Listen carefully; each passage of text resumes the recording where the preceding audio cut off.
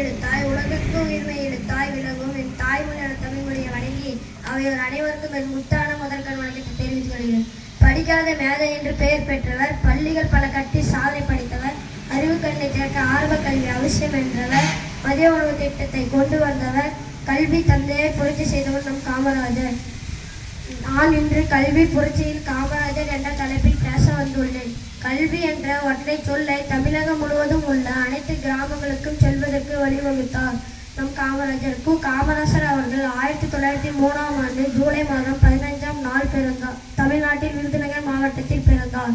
இவருடைய பெற்றோர் குமாரசாமி நாடார், சிவகாமி அம்மாள் ஆவார். இவருடைய இயற்பெயர் காமாட்சி என்பதாகும். அவருடைய தாயார் இவரை மிகுந்த நேசத்துடன் ராஜா என்று அழைப்பார். அதுவே பின்னர் காமராஜர் என்று மாறியது.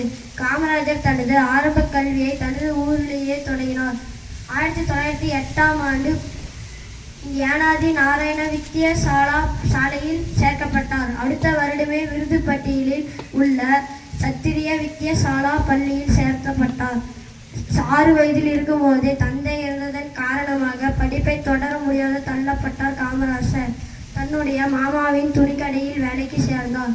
சிறு வயது முதலே சுதந்திர போராட்ட தலைவர்களின் பேச்சுகளால் கவரப்பட்டார். 1920இல் 16வது வயதில் தன்னை காங்கிரஸில் இணைத்துக் கொண்டார். உப்பு சத்தியாகிரம், ஒத்துமலை இயக்கம், வைக்க சத்தியாகிரம் போன்ற பல போராட்டங்களில் பங்கேற்ற இவர்தான் வாழ்நாளில் 9 ஆண்டுகள் சிறையில் கழித்தார். இந்திய சுதந்திரம் அடைந்த பிறகு 1954ஆம் ஆண்டு முதல் முறையாக முதலமைச்சராக பொறுப்பேற்றார். 1954 முதல் 1963 வரை முதலமைச்சராக 9 ஆண்டுகள் ஆட்சி செய்தார். இவருடைய ஆட்சி காலம் தமிழகத்தின் பொற்காலம் என்று அழைக்கப்படுகிறது. 1963ஆம் ஆண்டு அகில இந்திய காங்கிரசின் தலைவராக பொறுப்பேற்றார். கல்வி வழங்கிய வள்ளல், பசியின்றி படிக்க மதிய உணவு கொடுத்தவர், கல்வி தந்தையை புரட்சி செய்தவர் நம் காமராஜர். இதுடன் என் உரை முடித்துக் கொள்கிறேன்.